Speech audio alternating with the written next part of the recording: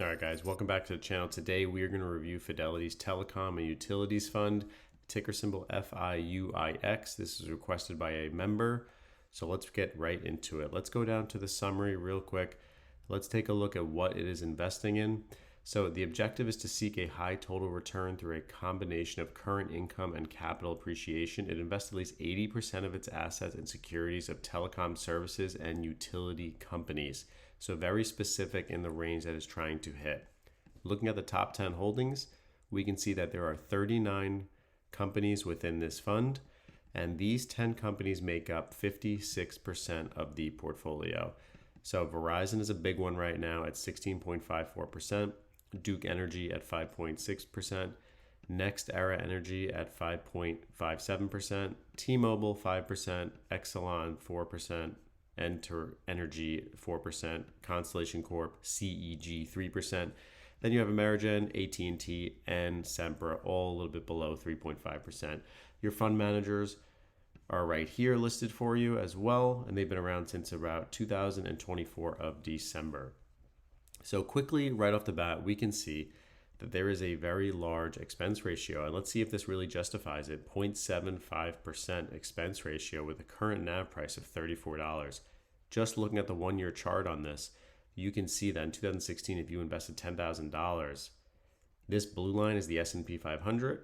Your $10,000 10 years ago in 2016 would have been worth $35,000, whereas the Russell 3000 Telecom Utility Select Index, which this is basically following, FIUIX, the purple indicator line, would have outperformed at least the utilities, but you have to counter in those fees. So looking at those fees, you can see that paying $7.50 for every $1,000 you have invested, it definitely adds up and will definitely eat at your returns.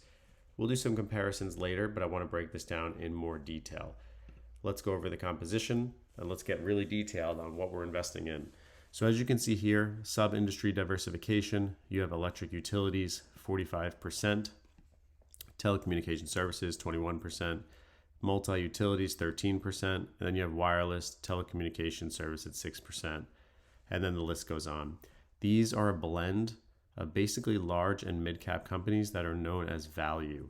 So to invest in companies with market values between $2 billion and $10 billion that the fund managers believe are undervalued by the market. So they're looking at them as buying opportunities. The asset allocation is mainly in domestic equities. And really what you got to figure out here, is it worth it going with this more active approach where you're paying a higher fee? And are you better just almost, if you're trying to invest just in the S&P 500 and trying to diversify into utilities, is there a better option out there? So looking at the life of the fund, it has performed a 9.4% compared to S&P 500's 11.47%. So if you're trying to diversify, that's not a bad return. But you also have to think about the fees. In the last year, the Telecom Fidelity Utilities Fund has performed very well, 37% in 1 year, 15% outperformed the S&P 500 in the last 3 years. But over the life, the S&P 500 has dominated. Let's look at the ratings.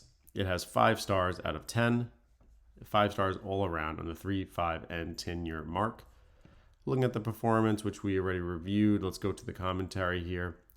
I just like to look at this a little bit. It gives you sometimes some key takeaways on what the fund is trying to do. It shows over the past 12 months, utility services rallied. Formerly downbeat market sentiment for these two shifted towards optimism. They highlight the management, co-management succeeded by Douglas Simmons.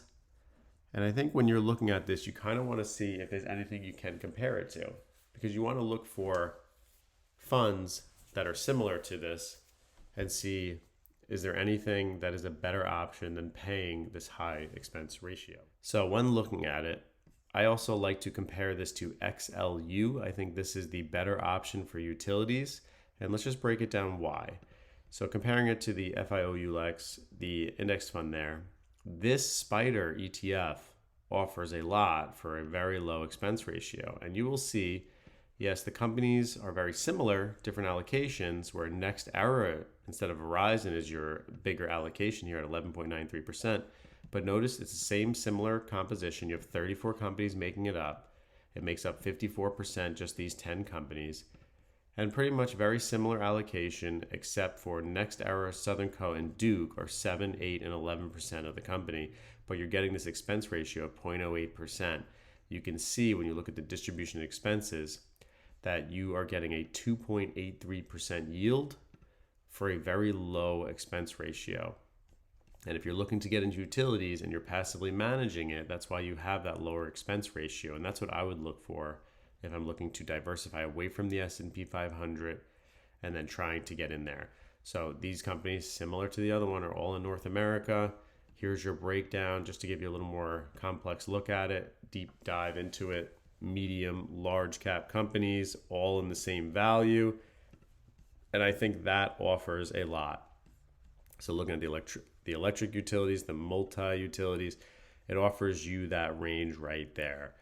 Now, comparing it to the other index fund that we reviewed, looking at the ratings and analysis, it does have a lower rating, but the long-term sentiment is long, and the 10 years, 4 stars out of 5. I think when you compare this utility spider XLU to others, it really beats the sector median, which normally is 0.5%, whereas the other one was 0.75%. So I think XLU would be the better optimal choice if you're going to hold long term when you're not getting eaten up by those dividends.